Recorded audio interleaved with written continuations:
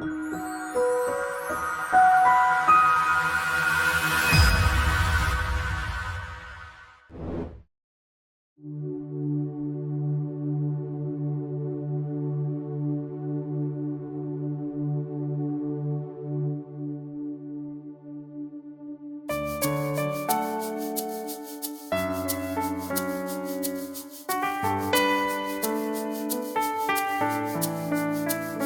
dos, tres.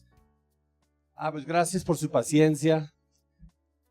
Tenía que desconectar y reconectar todo. Mientras que todos están ahí mirándome, me siento bien tonto. Pues mi nombre es Joe Owen, es un privilegio estar aquí con ustedes. Vamos a hablar de la relevancia del Génesis, desenmascarando ideologías posmodernas. Yo vivo en una ciudad, quizás parecido en algo como la ciudad donde viven ustedes, es Monterrey, México. Tenemos casi 6 millones de personas. Y el año pasado la Secretaría de Educación de México propuso este currículo para la secundaria de nuestro estado, para los niños, para enseñar a estos niños. Así que estos tópicos no solamente tengo una carga de ofrecer o de aprender y tratar de ofrecer claridad para la iglesia sin todo lo polémico, sin entrar en la política, ¿no? Pero dar claridad, sino también es una carga porque este currículo y estos medios van hacia mis hijos. El Señor me dio una esposa mexicana, vivimos en México, nos dio 6 hijos y mi esposa obviamente es la del medio. Y uno piensa en sus hijos, el mundo en que se están criando sus hijos. Pero no solamente eso, ya mis hijos tienen la edad de hace una semana, el hijo de mi pastor pidió a mi hija, entonces ahora estoy empezando a pensar en nietos. Y también decir a mi pastor, oye, te dije que cuidaras mi familia, pero creo que te pasaste, ¿no? Ahora que quieren robar a mi hija. No, ese joven es temeroso del Señor y tiene el apoyo de ambas familias, ambos. Pero estoy entrando en esa edad, tengo 45 años, estoy por tener la primera vez que voy a tener un hijo casado y la mentalidad empieza a cambiar.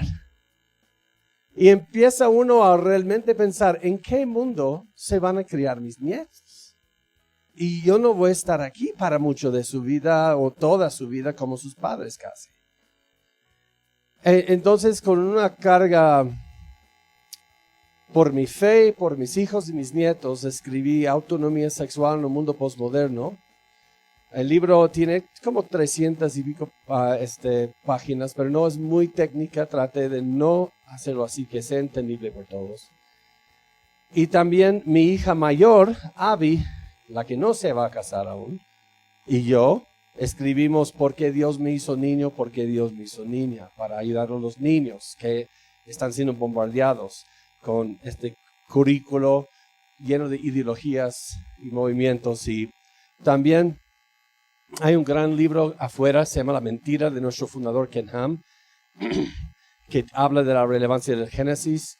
Y espero, si Dios me da otra oportunidad de estar con ustedes, ya tener el libro que estoy escribiendo ahora para Editorial Vida, que se llama El Evangelio según Marx. Un manual para depolitizar a Jesús en un mundo activista. Este libro va a ser un poco técnico, alrededor de 500 páginas, pero mi meta es que escribirlo de manera muy fácil de leer. Muy fácil de leer. Pues, la relevancia del Génesis. Nuestro ministerio ofrece algo muy didáctico para entender el pasado, presente y futuro en el plan de Dios. Se llama las 7C de la historia. Y eso es lo que se llama una metanarrativa. El bosque. A veces hablamos de los árboles en particular, pero ¿qué es el bosque? La metanarrativa o la gran narrativa. De la creación y la redención de Dios. Primero tenemos creación, la primera C. Dios hace la creación, buena en gran manera todo, rectitud, no hay muerte, no hay sufrimiento. Luego la corrupción, la entrada del pecado en el mundo. Y en Romanos 8, 20 y 22, toda la creación aún gime con dolores de parto hasta ahora porque fue sujeta a la vanidad. Y ahora entendemos por qué hay sufrimiento, injusticia, muerte, etc. Catástrofe. Dios muestra el alcance universal de su juicio al juzgar el mundo entero en un diluvio, pero salvó al tatarabuelo de Jesús, quien es Noé, porque Dios había prometido que él va a vencer la maldad, y su familia y 2 de cada tipo, 7 de algunos animales. Confusión. Luego después Dios les da otra vez el mandato que había dado a Adán: llenen la tierra porque son sacerdotes y profetas entre Dios y su creación. Llenan la tierra y no querían tener una unidad como el mundo quiere hoy, de tolerancia alrededor de la gloria del hombre. Entonces Dios confunde sus lenguajes. Tenemos las primeras grandes migraciones, se aíslan los reservos genéticos y tenemos los primeros grupos étnicos migrando alrededor de la tierra. Y luego Cristo, Dios Hijo, se hace carne, vive la vida que no vivimos y murió la muerte que nosotros merecemos.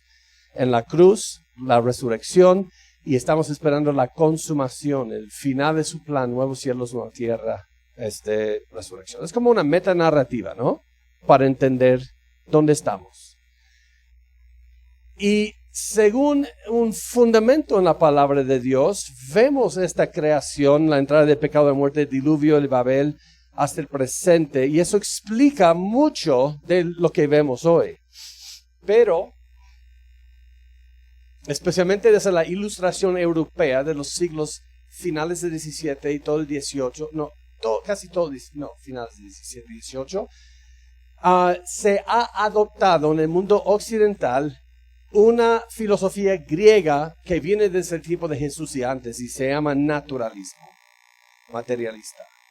Los griegos del tiempo de Jesús eran naturalistas y ateos. Ahora, estoy seguro que alguien aquí me va a decir: los griegos no fueron ateos, creían en muchos dioses. Tú puedes creer en 400 millones de dioses y ser un ateo. Y de hecho, Lactancio, en la era patrística, alrededor de 200-300 después de Cristo, escribía en contra de los griegos por su ateísmo. Los llamaban ateos, porque no creían en un Dios creador. Creían en pequeñas deidades celosos y caprichosos que no tenían mucho poder. Creían que el universo venía a través, o el cosmos, venía a través de procesos aleatorios a través de tiempo profundo. Es muy parecido a las teorías de hoy. Entonces, este materialismo otra vez se ha vuelto como el marco de entender el pasado, presente y futuro. Por ejemplo, estoy leyendo, porque si Dios quiere voy a escribir sobre inteligencia artificial en 2025. Y es increíble ver la religiosidad del ateísmo como ven inteligencia artificial. Y entonces ellos creen que por procesos materialistas, aleatorios, a través de millones de años de muerte, sufrimiento, de violencia, de violaciones, llegamos aquí. Así que la creación es un acto de millones de años de pura violencia. Entonces tenemos nosotros esta idea evolucionista en la cual simplemente tú y yo somos animales pelones en ese proceso. De seres que venimos de seres simiescos. Ahora tenemos un libro afuera. Nathaniel Jensen, el autor de este libro, escribió uno técnico, pero luego hizo una versión más para la iglesia, menos técnico. Él tiene su doctorado PhD de Harvard. Él es cristiano. Él y yo tuvimos un debate juntos en la Universidad Nacional de Colombia en 2019 con 2 de sus profesores. Él es un cerebro con patas. Este hombre es tan inteligente, a veces ni le entiendo cuando está hablando de cómo hacer una carne asada, ¿no? Pero él ama al Señor y él explica cómo estas teorías a la luz de la genética moderna que no funcionan. Y puedes conseguir ese libro afuera. Entonces tenemos 2 como cosmovisiones, metanarrativas de dónde venimos y dónde vamos en competencia. Y otro libro que pude participar en la edición de este libro Lo absurdo de la incredulidad es un gran libro que tratará más con eso. Es porque no tenemos una serie de conferencias. Usualmente cuando voy a un lugar doy una serie de como 6 conferencias o enseño en la universidad todo un semestre por cada tópico. Y hoy tenemos poco de tiempo. Entonces estoy apuntando donde pueden leer más. Pues es interesante que de las 7 C en la metanarrativa, los primeros 4 son de Génesis 1 al 11. Ahora piénsalo por un momento, vamos a cobrar memoria. ¿Cuántos libros hay en la Biblia? Sí, a menos que eres católico romano post concilio de Trent, que ahora hay que agregar apócrifos, pero sí. Entonces, Génesis es uno de todos ellos, ¿verdad? ¿Y cuántos capítulos tiene Génesis? 50. Entonces, de los 50 capítulos del primer libro, son los primeros 11 capítulos. De un libro, que es uno de 66 en todos los libros, tenemos casi toda la metanarrativa. De hecho, la mayoría de toda la historia del mundo y la humanidad está en estos capítulos. Desde, digamos, como Génesis 15 para acá, es solo así en una línea de tiempo. Y muchos de nosotros, recientemente, desde la ilustración europea, muchos en la iglesia dicen, mira, solamente los fundamentalistas independientes, los moralistas, los biblicistas, literaristas, realmente creen en esto. Lo que es importante es Juan 3:16, para adelante. Esto no importa tanto, y salen muchas teorías sobre la historia en Génesis, pero lo que no se dan cuenta es que el fundamento histórico para Cristo Cruz Consumación está en los primeros capítulos también. Y eso socava y mina todo, y vamos a ver esto. Pero pensemos en algo por un momento, en el pensamiento del mundo occidental. Aristóteles, estoy seguro que todos hemos escuchado de él, quizás uno de los personajes de mayor influencia en el pensamiento occidental hasta el día de hoy. De hecho, medicina, industria, todo está basado en su sistematización o cómo él codificó la lógica. Ahora, él no inventó la lógica. La lógica que vemos es un reflejo de atributos de Dios en su creación. Pero él lo codificó. Es como en el Renacimiento, la manera que empiezan a escribir música. No inventaron la música. Sí hubo música antes del Renacimiento. Ellos codificaron. Y Aristóteles codificó la lógica. Hoy usamos silogismos, premisas, argumentos deductivos, inductivos, falacias formales, falacias informales. Eso todo es de Aristóteles. ¿Okay? Ahora, él dijo que la persuasión tiene como un triángulo, como tres frentes para persuadir a la gente. Ahora, aguántame eso porque dices, ahora, ¿dónde vas con esto? Logos, que es el uso del razonamiento, el texto, el contenido de un argumento. Luego el ethos, que tiene que ver con credibilidad del autor o el poder del que lo dice. En otras palabras, el padre dice, hijo. No estamos en México, no hablan así, ¿verdad? Oye, hijo, no hagas eso. ¿Por qué, papá? Porque yo soy tu papá. Está usando ¿qué para persuadirse? Ethos, su autoridad. Pero si el papá dice, hijo, te voy a explicar. Primero, de la metafísica a la física, con un razonamiento deductivo. Y luego la física con un razonamiento inductivo. No muchos papás hacen eso, ¿verdad? Pero eso sería el logos, usando para persuadir razonamiento, persuasión. Y lo otro es pathos, que tiene que ver con valores subjetivos y sentimientos y creencias de la audiencia. Muchas veces enseñando, incluso predicando, uno a veces apela a las emociones o para dar un discurso, un debate, ¿no?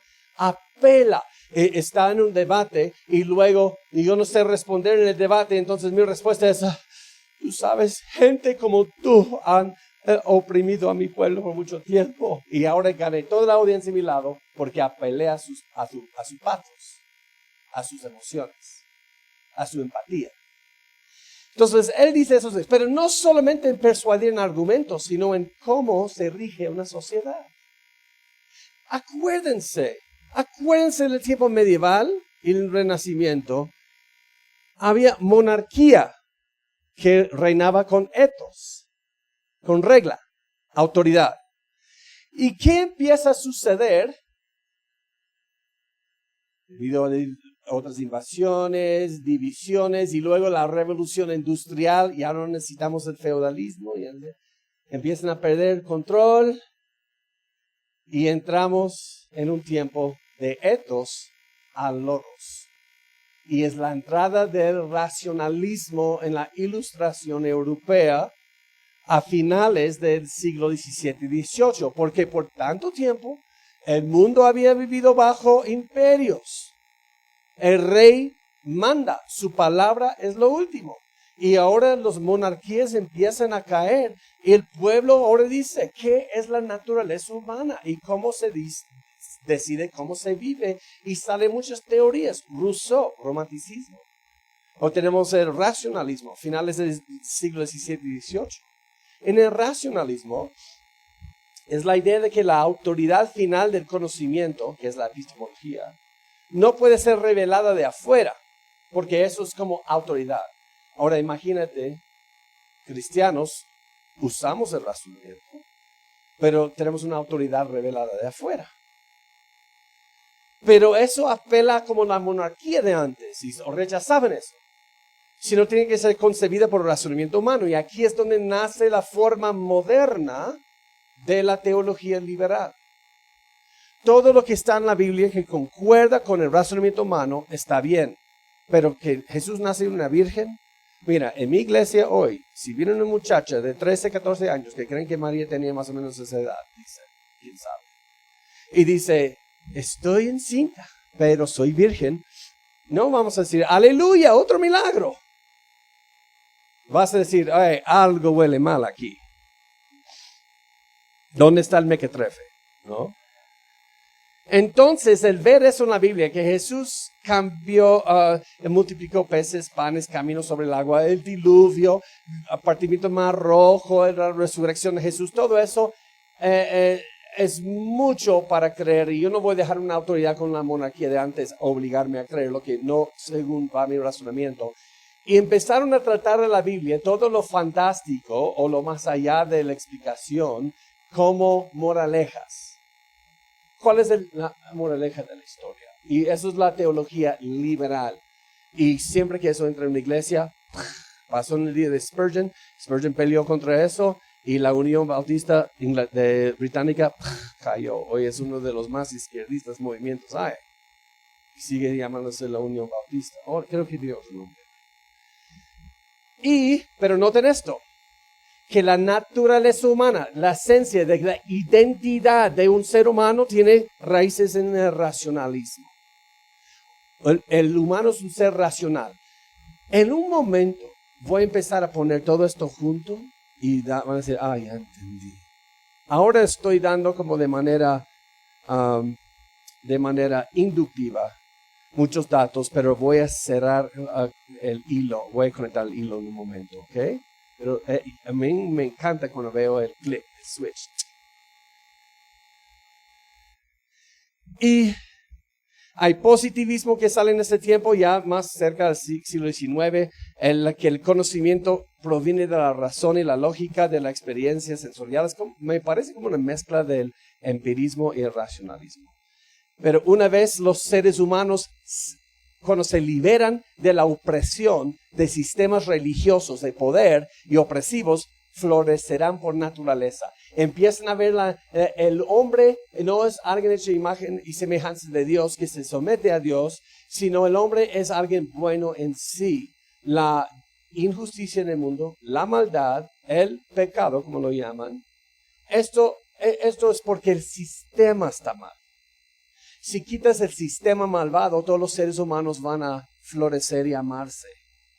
En la historia de la iglesia, en el cuarto siglo, Agustín de Hipona luchó contra los seguidores de Pelagio en el concilio de Éfeso, que tenían esta misma idea, que el hombre es bueno Algunas personas necesitan a Cristo porque son muy malos. Los demás, si se portan bien, van a llegar. Y echan toda la culpa a la religión. Ahora, hubo un imperio romanista medieval que sí fue opresivo, sí. Pero decir que eso es Dios, no. ¿Nunca vieron esta serie en Ecuador? Si dicen que no, voy a llorar. En mi niñez, mi papá ponía lo llamamos reruns, que eran repeticiones, porque son de las 60s. Yo nací en el 79, así que no los vi cuando salieron. Pero yo veía estos de niño, me encantaban. Spock, hey, ¿quién todavía sabe hacerlo?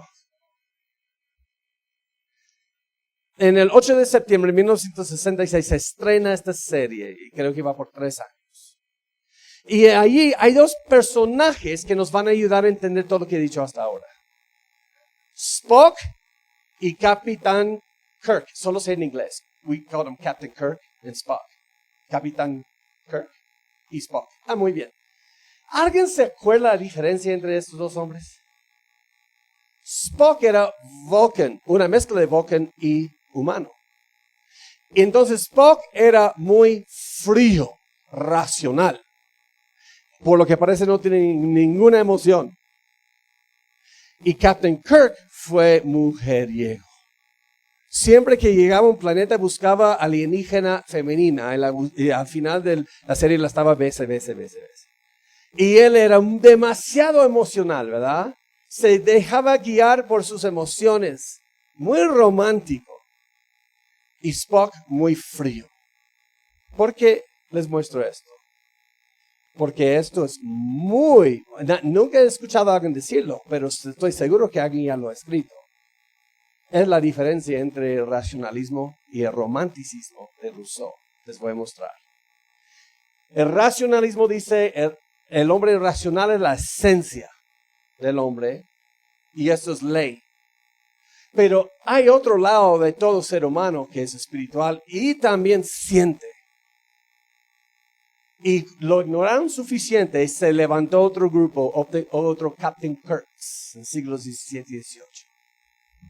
Cuando van de logos al pathos.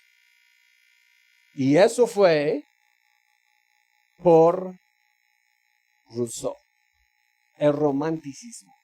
El romanticismo es un movimiento en ese tiempo que es una respuesta a la frialdad del racionalismo. Y él escribió La construcción social en 1762. Dice que el hombre nace libre y sin embargo lo vemos por todas partes encadenado. Y el pueblo seguía mejor por su racionalidad o por sus sentimientos. El libre albedrío humano es la capacidad de perseguir metas y objetivos en función de nuestras emociones. Entonces, esta es la respuesta a la frialdad del racionalismo. ¿Se acuerdan de esto? Y en medio de esto, porque si entienden solamente en parte lo que estoy diciendo, el postmodernismo, el relativismo, todo va a tener sentido. ¿Okay? Durante este tiempo, tenemos los escritos de Marx, Engels y Marx antes y las capitales. Pues, en la hora de esta mañana, yo les dije, a mí es difícil venir a Sudamérica y hablar de esta parte, porque soy rubio, parezco vikingo que ha comido de más. Y por lo que parece puedo ser yo hijo de Donald Trump. Mis hermanos, no es mi culpa. Yo no decidí antes de nacer. Espermatozoide que tiene estos genes, únese con el óvulo. No fue mi elección. Pero en cuanto hablo de eso, especialmente en universidades, ya empieza el activismo y los gritos y, hey, yo no estoy hablando del lado socioeconómico. Yo no vengo aquí en el nombre de Estados Unidos que este país ha sido ha mostrado tanta bondad con países latinos, especialmente los que han ido tras de socialismo y comunismo. Yo no vengo en el nombre de política. Yo no soy político. Yo ni vivo en los Estados Unidos. Pero sí, algunos pensamientos, especialmente de él, tenemos hasta el día de hoy. atrás de esas ideologías. Lo que Marx hizo, esto es la meta, ¿qué? Narrativa. Marx vio esta metanarrativa como el poder del feudalismo y toda la opresión de antes. Y lo que él hizo es derrumbó la metanarrativa y redefine toda la historia humana bajo una nueva metanarrativa. Entonces él, ¿se acuerdan lo que les mostré de lo de la Biblia? Les hablé de Romanos 8:22 porque sabemos que toda la creación gime a una y aún está con dolores de parto hasta ahora. Pues él toma la perspectiva naturalista y él dice algo similar a Romanos 8. Más o menos, eso es parafraseando, porque sabemos que toda la creación gime a una, porque estuvo sujeta a la lucha de clases debido a los sistemas opresivos a lo largo del desarrollo evolutivo de las sociedades. ¿Ven? Si eres cristiano, incrédulo, budista, lo que tú quieras, todos vemos injusticia. Todos hemos hecho cosas injustas. Vemos la maldad y estamos tratando de llegar, decimos, arrive to terms, come to terms, llegar a conformarnos con la existencia de un mundo malvado. Y él dice, ¿se acuerdan que Darwin dice que simplemente somos animales? Él habla de otra evolución, es de la sociedad. Que los primeros grupos de humanos, eso es muy distinto a las 7 Cs. Entraron y juntaron un grupo como una tribu. Y hubo opresión. Y se forma la lucha entre las clases. Y la clase oprimida finalmente se une y pelea y tumba a los en autoridad. Y forman un nuevo grupo. Y él, no tengo tiempo de entrar en eso, él usa lo que se llama la dialéctica de Hegel, pero él la echa en su cabeza. Muchos dicen eso, él usa la dialéctica de Hegel. Digo, no, él lo puso al revés. Hegel hablaba del desarrollo de la lógica. Entonces es de metafísica a física.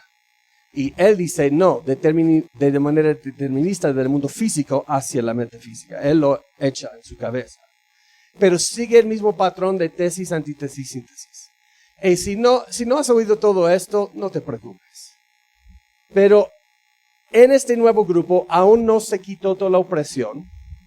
Se forma otra vez lucha entre clases, revolución, llegamos a feudalismo. Lucha de clases, revolución, capitalismo. Y cada vez más se está quitando más de la opresión y vamos hacia algo bueno. Hoy estamos aquí entre la lucha de clases y esperando una revolución, pero no ha llegado aún. Por eso tenemos activismo para una revolución social. Y un día vamos a llegar a un comunismo puro. Y allí es donde el Estado puede caer, ya no es necesario. Porque el Estado, la autoridad, es para controlar la cantidad de opresión. Una vez que la opresión sale del sistema, ¿por qué necesitas gobierno? Porque el ser humano por naturaleza es bueno. Si nosotros nos encontráramos en este momento en una isla y no hay ningún sistema aquí que a mí me ha enseñado, todos simplemente vamos a compartir todo por igual porque somos buenos. Esa es su idea. Entonces él dice que vamos de manera determinista de caos a utopía, como una idea evolucionista. Entonces, noten esto. Vemos injusticia y problemas y maldad. Y según la Biblia es por el pecado, por corazones malvados. Según ellos es por opresión, por sistemas malvados. Entonces, ¿cómo se resuelva? Te va a ofrecer dos evangelios distintos. El evangelio según Génesis 1:1 hasta el final de Apocalipsis. Y el evangelio social según Marx. De hecho, algo muy interesante que no muchos saben. Me parece extraordinario que tanto Karl Marx como Charles Spurgeon, ¿usted ha escuchado de Charles Spurgeon, el príncipe de predicadores de Londres? Vivieran y trabajaran en la misma ciudad al mismo tiempo. Ambos eran en cierto sentido evangelistas que luchaban por las almas de los hombres con sus visiones opuestas de la humanidad. Además, cada uno estaba en la cima de sus poderes al mismo tiempo que el otro. Mientras Marx predicaba la salvación a través de la revolución sangrienta, Spurgeon, al otro lado de la ciudad, predicaba la salvación a través de la sangre y la gracia de Jesucristo. Marx hablaba de hacer de aquí nuevos cielos, nueva tierra, a través de la sangre de los opresores. Jesús dijo, yo derramo mi sangre porque todos son opresores. Ustedes tenemos que ver la diferencia. Y si hay alguien aquí que está diciendo, claro, está echando a Marx porque es capitalista. Yo no estoy en esas cosas, ni vivo en ese país. Yo no soy promotor de ningún. Estoy hablando de la influencia que su antropología ha tenido hasta el día de hoy. Y Spurgeon reconocía que este es otro evangelio. En abril 1889, en un sermón sobre Isaías 66, le echó una piedrota a estas ideas. Durante muchos años, gracias a las grandes y antiguas verdades del evangelio, los pecadores se convirtieron, los santos fueron edificados y el mundo conoció que hay un Dios en Israel. Pero estas verdades son demasiado anticuadas para la actual raza culta de seres superiores. ¿Ellos van a regenerar el mundo, llevarnos a utopía? Mediante el socialismo democrático. Y establecerán un reino para Cristo sin el nuevo nacimiento ni el perdón de los pecados. Y eso es el punto. Están enseñando, no necesitas perdón de pecados, hay que revolución, luchar para hacerlo aquí, no allá. Y luego él sigue, el evangelio de los últimos días no es el evangelio por el cual fuimos salvados. A mí me parece una maraña de sueños en constante cambio. Es, según la confesión de sus inventores, el resultado de la época. El nacimiento monstruoso de un progreso del que se jactan, la escoria del caldero de la vanidad. No ha sido dado por la revelación infalible de Dios, ni pretende haberlo sido. No es divino, no tiene ninguna escritura inspirada a sus espaldas. Cuando toca la cruz, es un enemigo. Cuando habla de aquel que murió en ella, es un amigo engañoso. Muchas son sus burlas ante la verdad de la sustitución y se enfurece ante la mención de la sangre preciosa.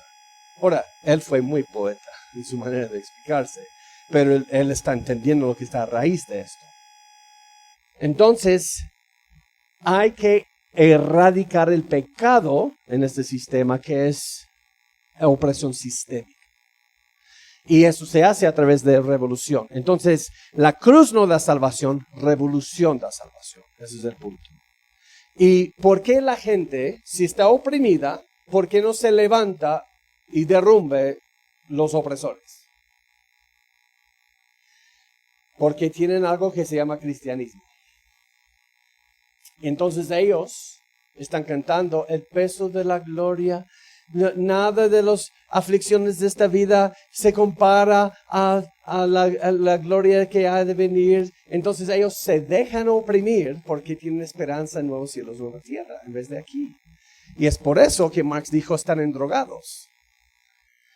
Marx dijo en una ocasión que la religión era el opio del pueblo. A continuación afirmó que abolir la religión significaría intercambiar la felicidad ilusoria del pueblo. Él dice que tu esperanza en Cristo es ilusoria por su felicidad real. Pero estas ideas no solamente llegaron a los materialistas ateos, también en la iglesia. Empezaron a querer entrar, por ejemplo, las ideas para un evangelio social comenzaron a desarrollarse con ministros como John Clifford en Inglaterra. Clifford fue el principal oponente de Spurgeon en la controversia de la degradación. Es cuando entró el liberalismo en la Unión Bautista. Y Spurgeon peleó contra esto hasta el final de su vida. En 1888, después de la Unión Bautista censurar a Spurgeon, Clifford habló en la asamblea anual y dio una charla que se llama La Nueva Ciudad de Dios o la Fe Cristiana Primitiva como el Evangelio Social. donde enseña que la reforma social es central para el trabajo de la iglesia, que emprenden en eso por el activismo social. Ahora, no está diciendo Spurgeon que la iglesia no debe amar a la sociedad y ayudarles. De hecho, nadie en la Unión Bautista se comparaba con lo que hacía Spurgeon para la sociedad. Spurgeon tenía más de 60 ministerios para eclesiásticos de misericordia a Londres. En las plagas, orfanatos, casas para viudas, la comida, él daba en Bristol, con los otros, para los huérfanos en Bristol. Tenía muchos ministerios ayudando a la gente, los desamparados. Pero él dijo, esto es una expresión del evangelio, no es un nuevo evangelio. Ese es el punto. Pero John Clifford hablaba que predicar a Cristo y sangre, eso no es central. Lo central es hacer cambios en la sociedad. Y con la sociedad hoy se vuelve, ¿qué? Se vuelve con ideologías, activismo. Entonces dicen que la iglesia, su primer trabajo principal es entrar en activismo para promover ideologías. Ahora, Spurgeon falleció antes que esto se pudiese desarrollar, entonces su discípulo tuvo que luchar contra esto. El evangelio social fue desarrollado después en los Estados Unidos por Walter Rauschenbusch. Y Archibald Brown, amigo, alumno y discípulo de Spurgeon, dijo, entre las clases trabajadoras, lo que se conoce como evangelio social ha hecho tanto daño como cualquier otra cosa. Odio la expresión evangelio social. A veces pienso que debe haber sido inventado por el diablo. Porque él dice que lo que pasa es que aunque la iglesia y estas cosas sociales están tratando de ayudar al mundo, lo que el evangelio social hace es que dice esto es cuenta de hadas y debemos solamente ser una versión cristiana de esto, del marxismo. Y luego, sin Dios en el lado materialista, Dios ha muerto. Positivismo. Y sin el evangelio en el lado cristiano, vamos a llegar a utopía en el siglo XX. Y entramos en el siglo XX y no sucedió. Y la lucha entre el racionalismo y el romanticismo terminó. Marxismo cayó, positivismo cayó, el racionalismo de la ilustración europea cayó y quedó el romanticismo. Entonces el romanticismo dice la esencia de todos son sentimientos y subjetivo, mis valores, mis opiniones, mis sentimientos, no lo que es racional. Entonces el positivismo cae y entramos en el mundo postmoderno en el siglo XX. Relativismo. ¿Por qué relativismo? ¿Qué es? Todos hemos escuchado el relativismo ya, ¿verdad? Cada cabeza es un mundo. No existen verdades absolutas, la verdad es relativa. Han escuchado todo esto, ¿verdad? Okay. El relativismo, uno de sus activistas enseñó, los hombres siempre han anhelado y buscado dirección, estableciendo religiones, inventando filosofías políticas, creando sistemas científicos como el de Newton, porque eso salió después durante la Ilustración, las leyes de física, o formulando ideologías de diversos tipos, a pesar de comprender que todos los valores y factores son relativos, fluidos y cambiantes. Entonces, si todo es relativo, fluido, cambiante, ¿cómo supo esto? Porque él está apelando a una verdad absoluta para creer esto. Piénsalo muy bien. El romanticismo dice lo objetivo es inconocible, incomprensible. Pero lo subjetivo es la esencia de mis sentimientos. Por eso hoy dicen, tienes que llamarme con el pronombre que yo siento que soy. Eso es la verdad para mí. Y hoy cuando ves entrevistas con artistas dicen, pues mi verdad es esto. ¿No han oído eso recientemente? Eso es el romanticismo que hoy se llama relativismo. La verdad objetiva, si es que existe, es inconocible. Lo único que importa es la verdad subjetiva, mis valores, mis sentimientos. Entonces, con esto, vamos a ver el renacimiento del marxismo en 1923 en la escuela de Frankfurt, en Alemania. Pero no van a tomar el racionalismo y el determinismo de Marx. Lo van a rechazar por algo más relativista y por eso van a diseñar una nueva clase de marxismo basada mucho en Freud. Y él que llega a ser presidente en 1939, creo, Max Horkheimer, llegó a 1930.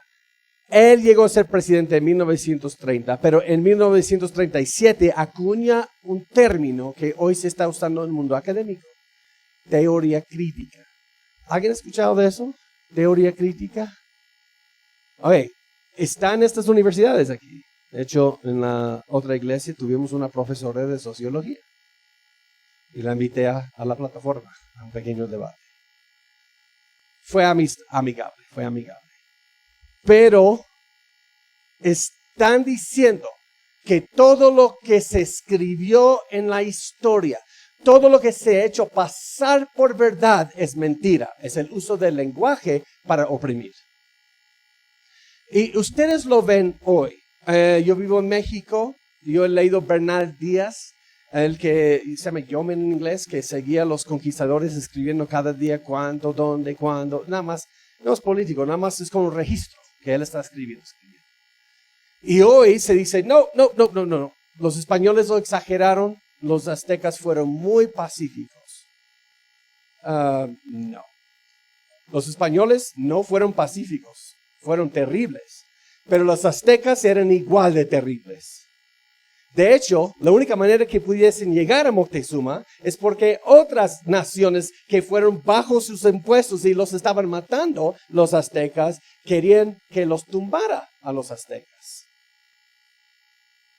Entonces fue imperialistas tumbado por otros imperialistas. No hay un protagonista y antagonista. Yo sé que nos encanta que haya una protagonista y antagonista, pero no hay. Es gris la historia. Cuando enseño historia de la iglesia, en la universidad les enseño eso. Casi todo lo que saben de la historia de la iglesia es exagerada, es gris. Porque el único que no se ha manchado con corrupción es Cristo. Los demás sí. Entonces ellos van a redefinir toda la historia. Se llama deconstrucción. ¿Han oído de eso? Deconstruir todo lo que se ha hecho pasar por verdad. La teoría crítica llega a los Estados Unidos porque en 1933 tuvieron que correr a Ginebra porque Hitler llegó al poder en Alemania. Y 2 años después llegan a la ciudad de Nueva York y fueron bajo los auspicios de la Universidad de Columbia en Nueva York, en Manhattan, norte. Y luego vuelven a Alemania algunos de los profesores en 1953, pero los demás se quedan e infiltran en todas las universidades de más influencia en los Estados Unidos. Y eso entra allí y nota los años aquí, y luego cuando estos profesores están, empiezan teoría feminista, teoría de Foucault, del sexo, de teorías que todo es inventado para oprimir. Y empiezan a enseñar todo lo binario es para oprimir. Hombres y mujeres, jefe y trabajador. Y luego empiezan la revolución sexual para romper todo lo que es binario. Lo que muchos cristianos no sabemos es que todo Génesis 1 es binario. Dios hizo los cielos y la tierra. Había tinieblas, luego luz. Hizo hombre y mujer, y luego tenemos creador y creación hecha a su imagen. Entre ellos, todo es en binario porque muestra la relación entre creador y creación. Eso es para romper todo lo binario. ¿Han escuchado la palabra queer? Queer no quiere decir homosexual. Queer solamente es un movimiento para romper lo binario. Queer está en contra de homosexuales. Dice no, porque luego es un binario, hetero y homo. Creaste otro binario, rompe todo binario.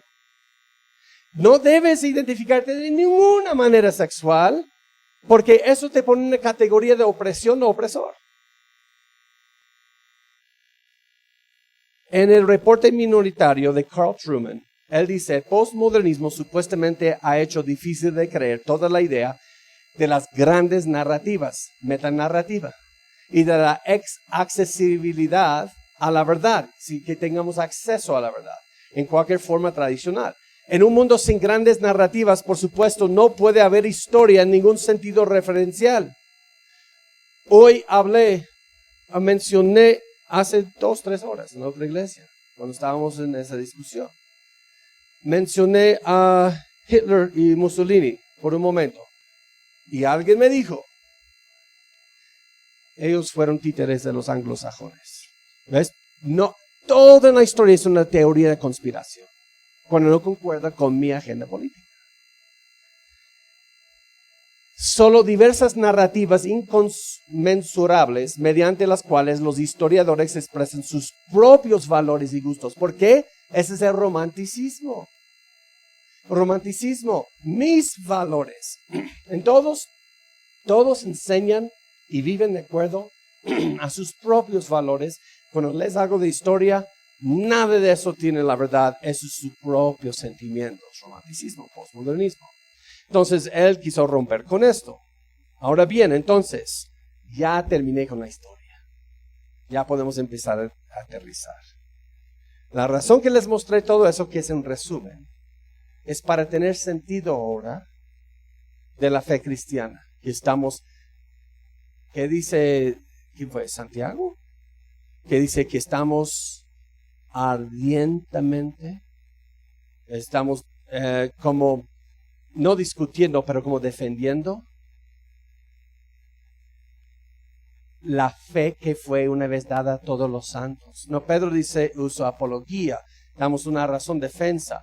Y luego estamos nosotros ardientemente defendiendo y enseñando la fe una vez dada a todos los santos. ¿Cómo vamos a pasar a la fe, el evangelio que realmente salva al pecador que somos, a la siguiente generación, sin que sean llevados por todas esas ideologías? Pues pensemos en lo que sabemos hoy de la vida. ¿Qué del matrimonio? ¿De dónde viene el matrimonio? Pues Jesús, cuando le hacen pregunta de divorcio, cita Génesis 1 y Génesis 2, y luego dice lo que Dios juntó. Así que Dios junta a un hombre y una mujer por vida. Lo dice 3 veces un hombre y una mujer aquí en este texto. Pablo, en Efesios 5, apela a Génesis 2, que la relación es heterorelacional, distinta hombre y mujer, para reflejar la heterorelación entre Cristo y su iglesia. No es un pacto con Cristo y Cristo, no es un pacto con iglesia y iglesia, es hetero, Cristo y iglesia. Por eso hizo al hombre y la mujer distintos para reflejar eso, para aludir al evangelio de Cristo y su iglesia. Entonces, obviamente, en los primeros 4, Génesis 1 al 11, encontramos el fundamento histórico para el matrimonio. Pero ¿qué dice ellos? ¿Cuál es la definición del matrimonio? Pues desde la revolución sexual, otra vez, voy a citar a Truman, dice, el surgimiento de la revolución sexual se basó en cambios fundamentales en la manera de entender el yo, quién soy yo, identidad. Primero hay que psicologizar el yo. Eso quiere decir que ahora identidad está en sentimientos psicológicos. Luego hay que sexualizar la psicología. Freud enseñó que el propósito de la vida es el sexo. Y por último, hay que politizar el sexo.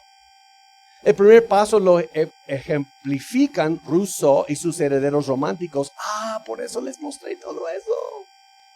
Están viendo una citación con muchos dicen, ¿y qué?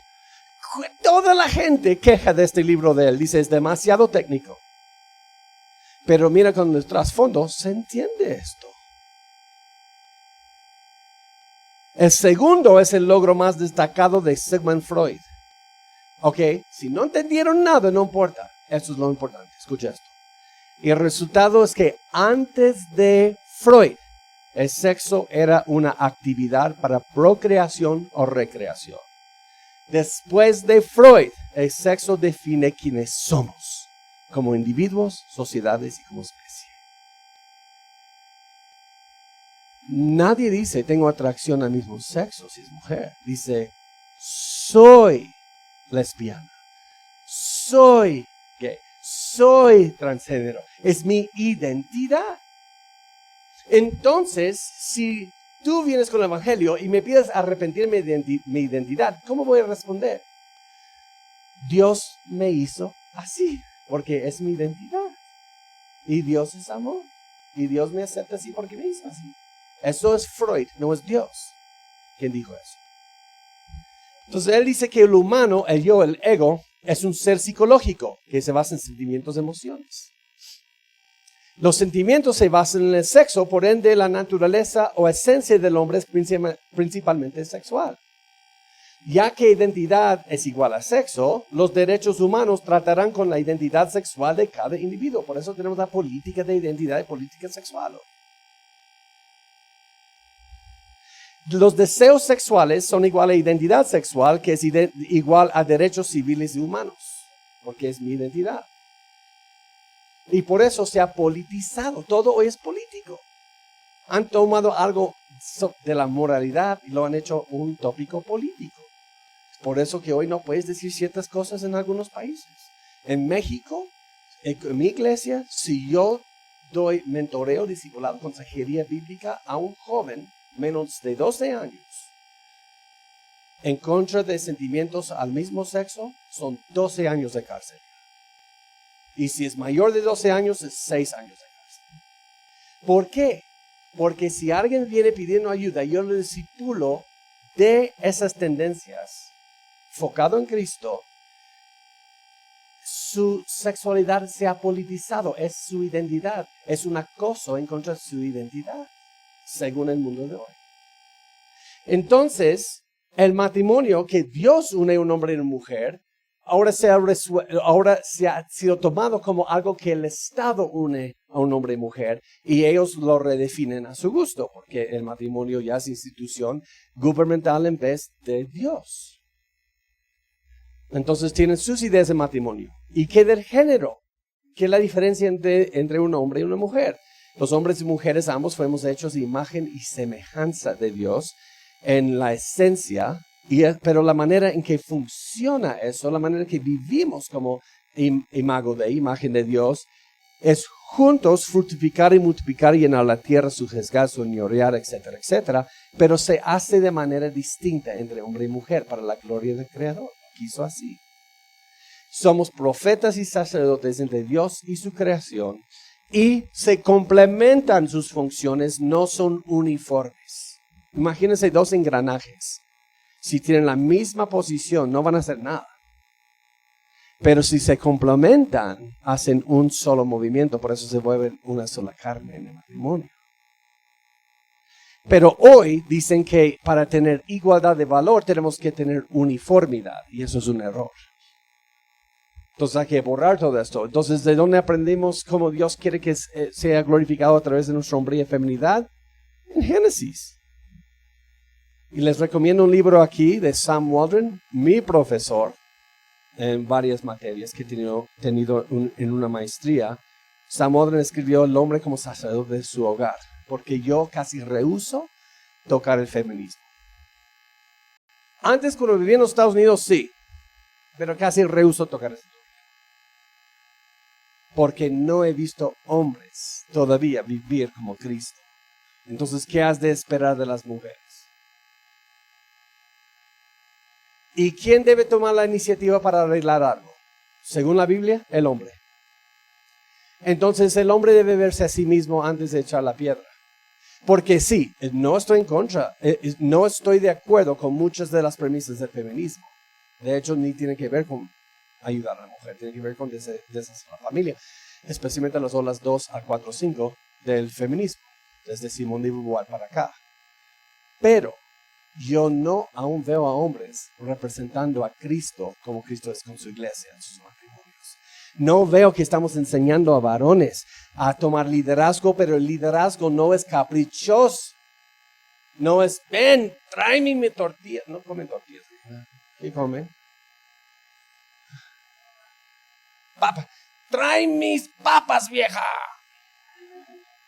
En México, antes creen que eso es el liderazgo varonil. Y pues claro, van a rebelar contra eso. Porque no es algo amoroso. Y Cristo es el ejemplo de liderazgo varonil. ¿Y qué hizo Cristo por su novia, por su iglesia?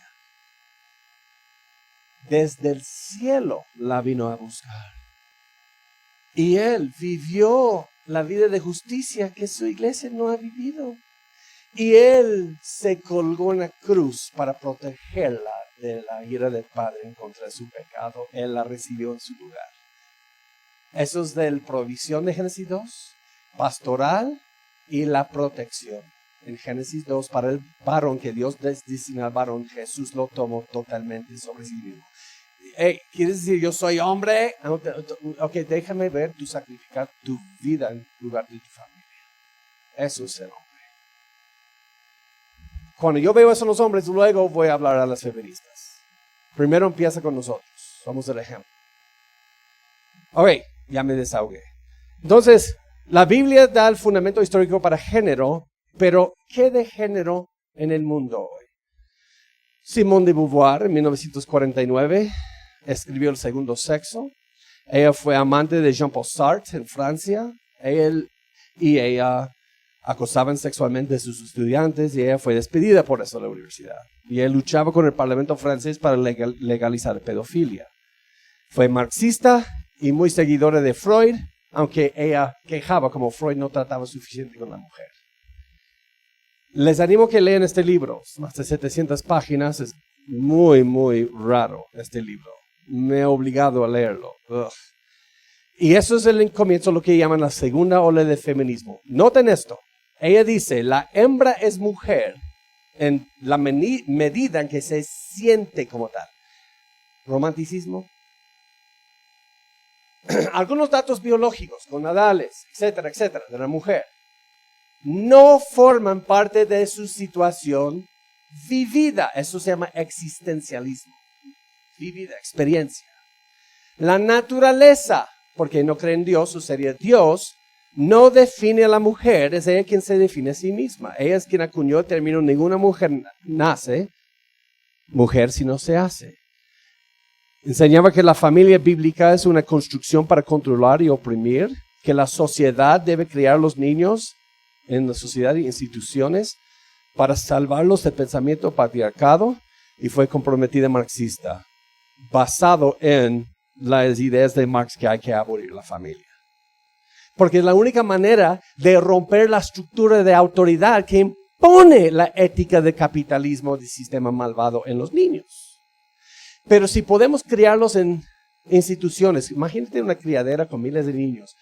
Leí un libro que habla de eso, se llama Un Mundo Feliz, de principios del siglo pasado, ciencia ficción, pero llegó a ser verdad. En que imagínate si toda la siguiente generación pertenece al gobierno, no a familias, no hay familias ya. Y ellos los adoctrinan a esto. Creen que si eso solo pasara, ya todo lo binario cae y todos vamos a ser iguales y nos vamos a amar. Entonces ella es en mucha parte arquitecta de ideología de género. Y como les digo, trato más con esto en este libro, también para niños. Entonces tiene su idea de eso. Ahora, última parada. ¿Cómo tratamos a la injusticia? ¿Cómo abordamos el tópico de injusticia? Acuérdense, la Biblia, eso obviamente viene del pecado del corazón humano. Dios creó al hombre a su imagen, así que es lo que yo digo y hago hacia ti debe reflejar la imagen a la cual fuiste hecho. Y si hago algo que contradice eso, he pecado contra mi prójimo. Eso es injusto. Pero no termina allí. Santiago 2:1, hermanos míos, que vuestra fe en nuestro glorioso Señor Jesucristo sea sin ¿qué? Acepción de personas. Pero no termina ahí. Porque también cuando estábamos con vosotros, os ordenábamos esto: si alguno no quiere trabajar, tampoco coma. En otras palabras, hay igualdad en valor, pero hay responsabilidad personal también. Porque oímos que algunos de entre vosotros andan desordenadamente, no trabajando en nada, sino entremetiéndose en lo ajeno. A los tales mandamos y exhortamos por nuestro Señor Jesucristo que trabajando sosesgadamente coman su propio pan. ¿Y de dónde viene eso? De Génesis 2, la doctrina de la labor. Es parte de cómo expresamos la imagen de Dios. Y la justicia social, la justicia que primero necesitamos, es la justicia por la fe. Y eso viene del Génesis. Pero ¿qué dice él? La Biblia en Génesis habla de la caída y vemos en cuanto a la caída, ¿qué pasa con los hijos de Adán y Eva después? Envidia y uno mata al otro. Vemos desde ahí empieza. Entonces la Biblia manda tener imparcialidad, pero con responsabilidad personal. Pero el mundo ve la injusticia, no creen que la injusticia viene del corazón del hombre, sino del sistema. Y eso nos lleva para empezar a aterrizar en Latinoamérica. ¡Yay! 2019, estoy en Colombia, en la Universidad Nacional de Colombia, con 2 de sus profesores. Y el tópico era el origen de las especies. Entonces me llevé un genetista de Harvard que me apoyara. Y en cuanto él empezó a exponer muy técnicamente, cambiaron el tema de debate. Y sube el profesor Eugenio Andrade, dice, puesto que muchos han utilizado la Biblia para promover el racismo, la esclavitud, ahora debemos evolucionar de la teología tradicional hacia una teología más naturalista. La Biblia no pudo resolver los 2 problemas más importantes que enfrentamos hoy, el cambio climático y la desigualdad. La teología que hoy proviene de la tierra o el mundo mismo y no de un libro antiguo. En otras palabras, hoy no está de moda ser ateo. Está de moda ser teólogo de la liberación. La teología de la liberación es lo que él estaba hablando. La teología de la liberación se acuñó en Perú en 1971 por Gustavo Gutiérrez en su libro Teología de la Liberación. Y la idea es que hay una teología occidental de imperialistas y lo que ellos deben hacer es imitar a Cristo y morir a su propia ambición en la cruz. El evangelio para el latino es que debe ser, Jesús es tu revolucionario para igualdad socioeconómica. Cada grupo tiene su propio evangelio. Y ahora hay teología feminista hoy. Hay muchas teologías ya que lo llaman así. Eso se llama teología de la liberación. Ahora, ¿por qué les muestro esto?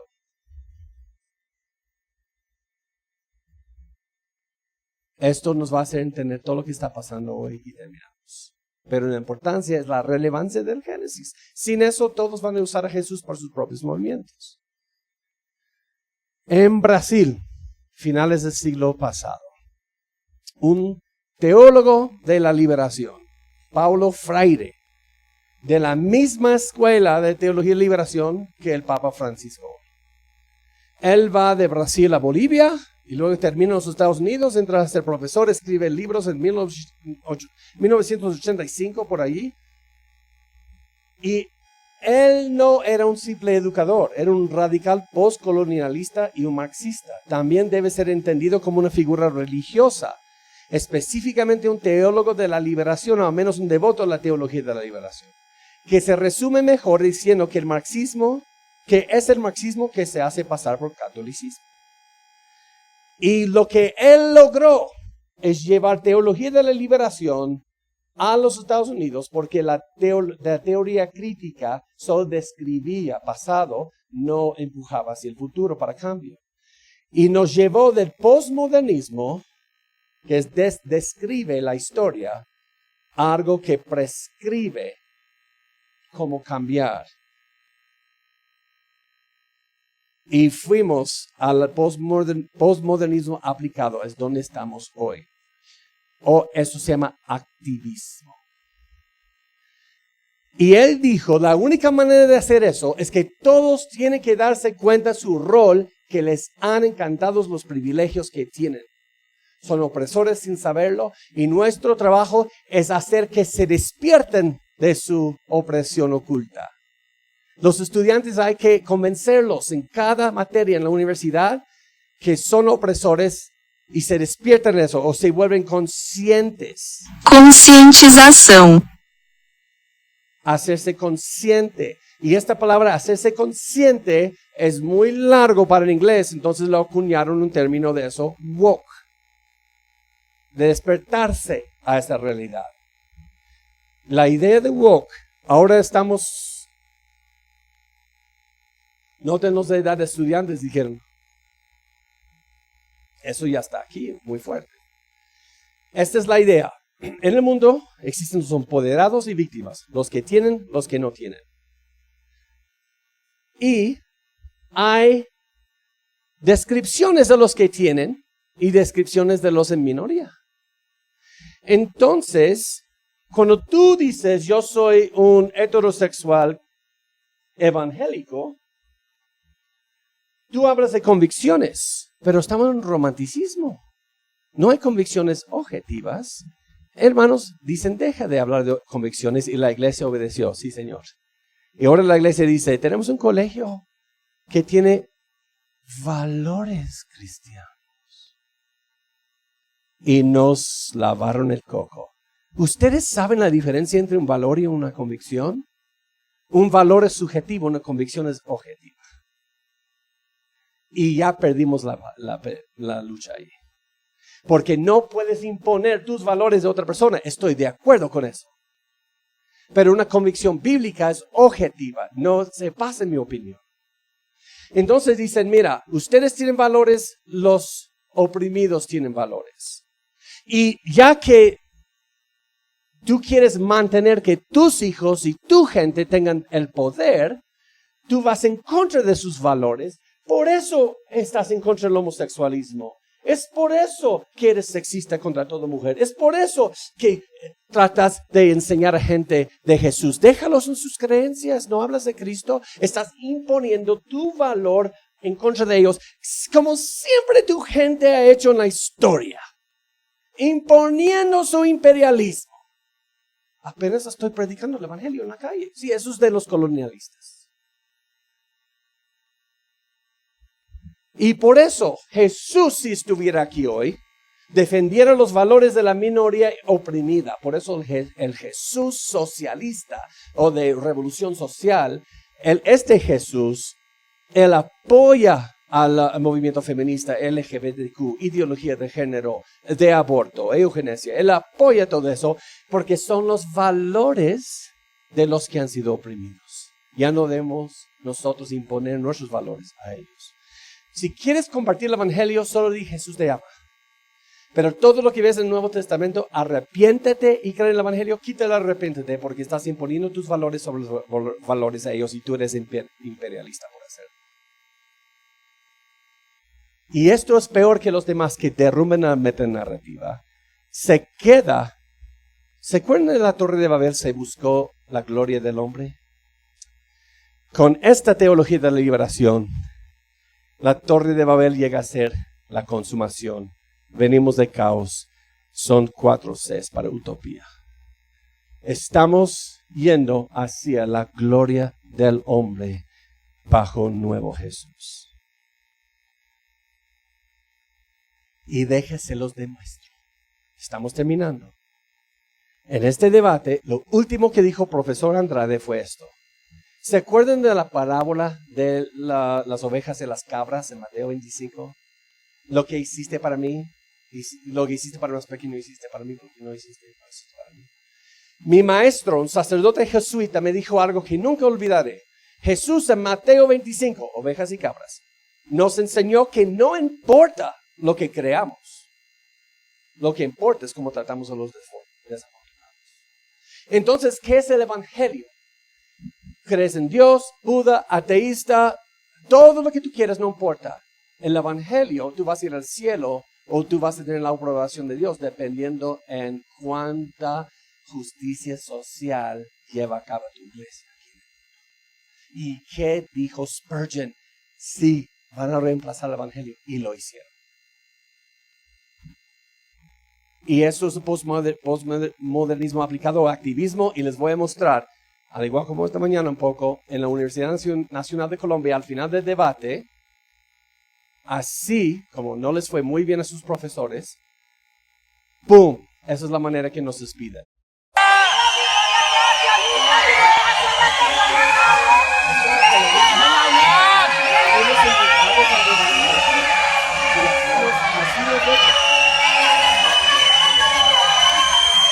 No importa lo académico, solo activismo. Eso es postmodernismo aplicado. Y si dices, lógicamente, eso está usando racionalismo de los opresores occidentales. Y mejor peleen contigo. Y se unen todos estos nuevos movimientos. Y la única manera de mantenernos firmes con el evangelio bíblico es no socavar los fundamentos de la palabra de Dios. Esto no es el evangelio. El evangelio se basa en esto. Y les animo a que es una situación de salvación. Lo que dice la Biblia, lo que dicen ellos. Y esto va a caer. Siempre ha caído. La Unión Bautista cayó. Spurgeon advertía.